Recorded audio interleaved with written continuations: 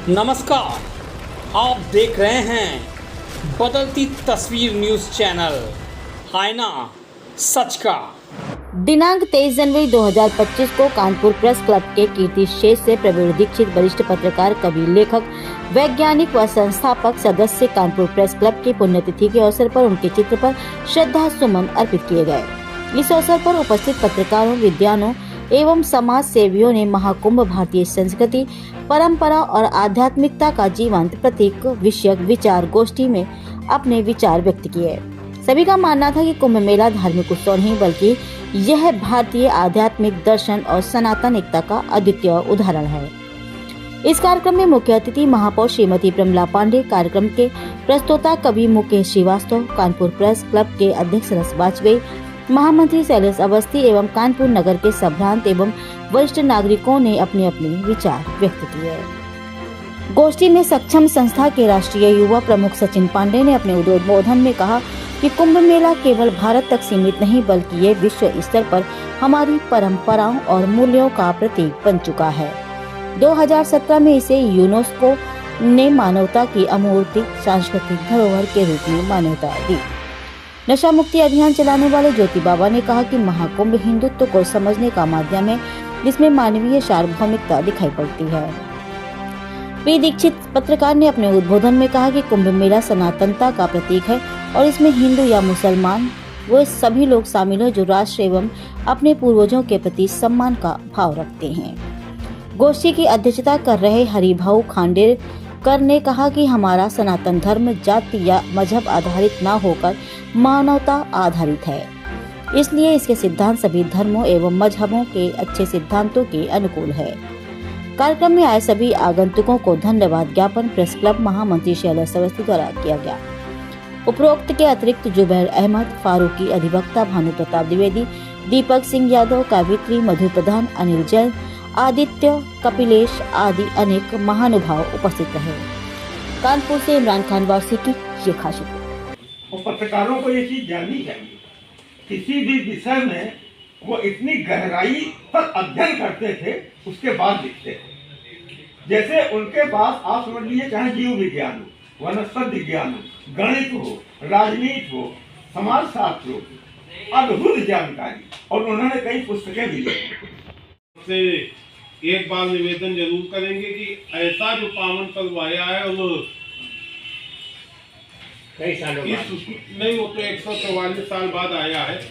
ये जो दुर्लभ मौका हम लोगों के जीवन में एक ही बार आया, ना पहले कभी आया था ना कभी आएगा।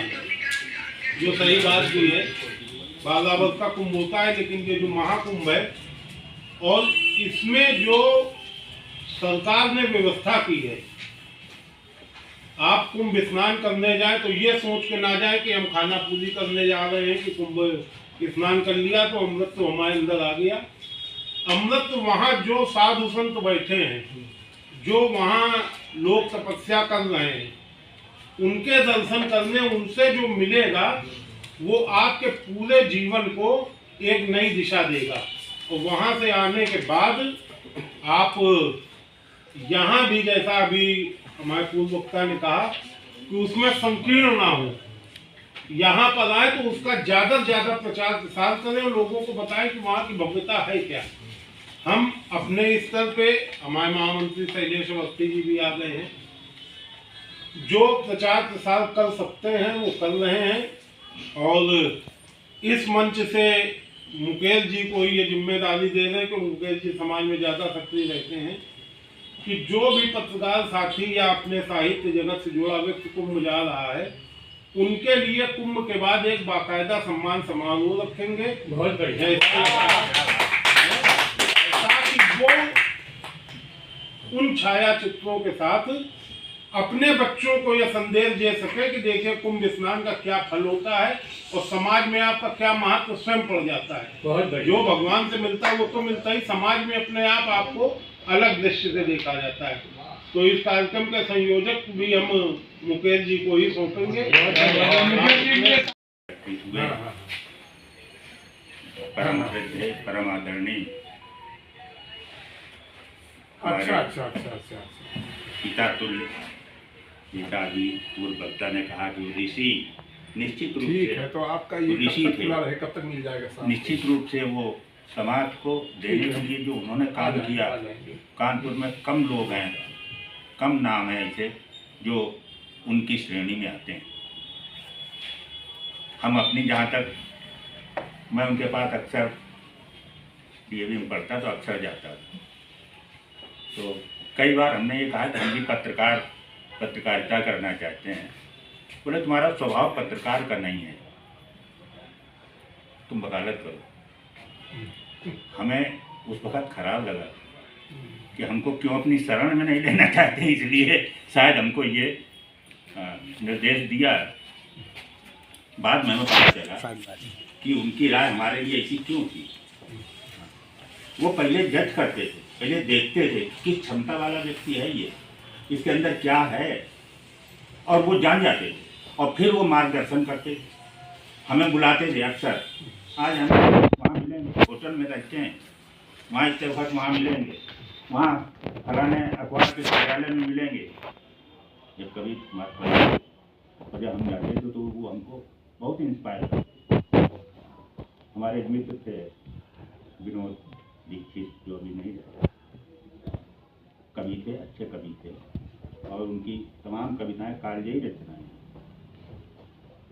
आदरणीय देहाती जी के पौत्र वो भी मेरे साथ जाते थे। तो एक बात चले, उनका एक दो लाइन हमें याद है कि दौड़ कर पकड़ो जिसे वो छूट जाता है, प्यार से जाहो जिसे वो रूठ जाता है, कामनाओं का सुनहला जाल बुनती जिंदगी, और श्वास का धागा अचानक टूट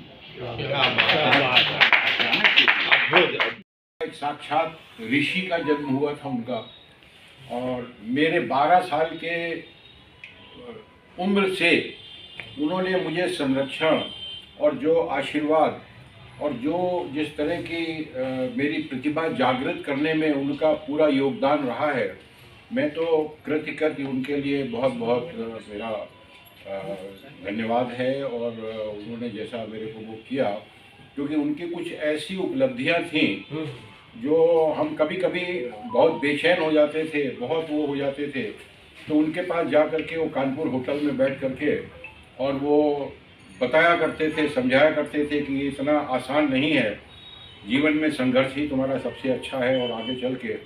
बल्कि एक बार की मुझे याद है कि वो मुझको गुरुद्वारे ले जा कर के उन्होंने मुझसे प्रतिज्ञा कराई कि तुम भारत के प्रति और इस पूरे राष्ट्र के प्रति समर्पित रहोगे। और हमारे बारे में पूरा जो है वो अपने बारे में उन्होंने सब कुछ बताया। उन्होंने एक ग्रंथ लिखा था प्रेस के ऊपर में, और वो ग्रंथ बाहर विदेश में भी काफ़ी जाता था, और वो जाता था। कुछ सौभाग्य से मैं 2-3 बार उनके साथ उनके प्रेस क्लब के उसके जो प्रेस वो कौन जगह प्रेस काउंसिल यहाँ रहते थे, हरवंश कुमार, हाँ, उनके उसमें जाकर के मैं उनके साथ रहा भी कई बार रात को। और मेरे जीवन का जो आदर्श है वो मैं पूरा समर्पित करता हूँ और इसी तरह से प्रणाम करता हूँ। एक वो संस्मरण संस्थान की तरफ से वास्तव में समसामयिक है, और आज के संदर्भ में ही नहीं, ये हमेशा समसामयिक रहा है और रहेगा।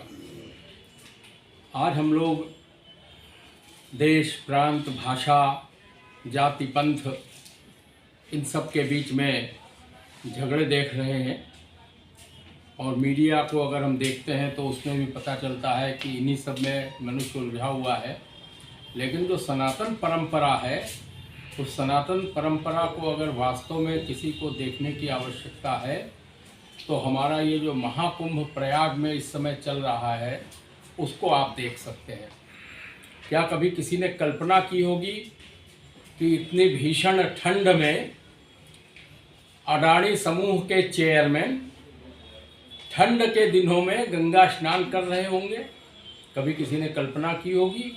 न वहाँ गीज़र है, न वहाँ हीटर है, और योगी जी ने तो ये भी आदेश दे दिया कि वहाँ पर हीटर का प्रयोग बिल्कुल नहीं होगा, और इसलिए किसी भी प्रकार से हीटर का प्रयोग न होते हुए भी जिस घाट पर एक सामान्य व्यक्ति स्नान कर रहा है उसी घाट पर अडानी भी स्नान कर रहे हैं।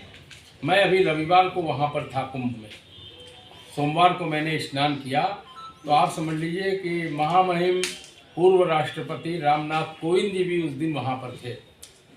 तो क्या राष्ट्रपति भवन में जो सुविधाएं उनको मिली रही होंगी या मिलती रही होंगी, क्या वो सुविधाएं उनको वहाँ मिली होंगी? नहीं है। लेकिन उसके बावजूद भी एक सामान्य व्यक्ति जो है जिस प्रकार से गंगा में डुबकी लगाता है उसी प्रकार महामहिम राष्ट्रपति ने भी डुबकी लगाई।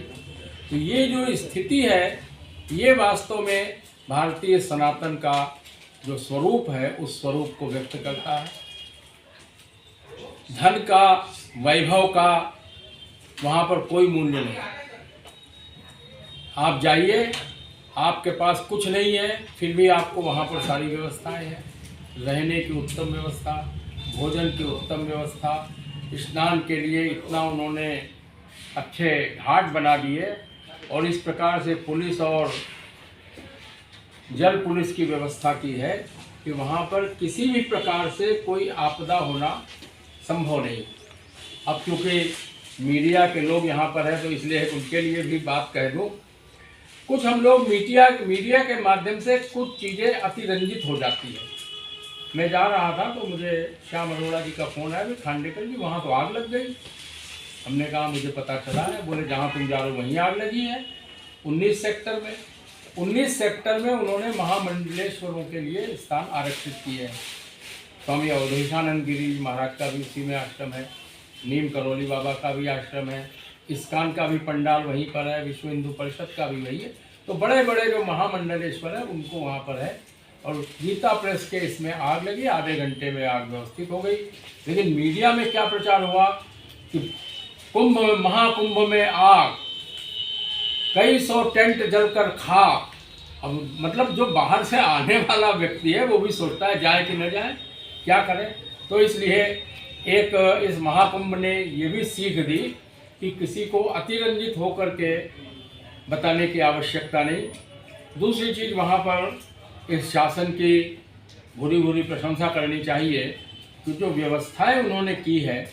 और ये भी बड़ा अतिरंजन बताया जाता है कि 20 किलोमीटर चलना पड़ता है, 15 किलोमीटर चलना पड़ता है, ऐसा कुछ नहीं है। जानकारी का अभाव है इसलिए हम लोग कहते हैं। वहाँ पर उन्होंने इस तरह से किया है कि यात्रियों को कोई कष्ट न हो, असुविधा न हो।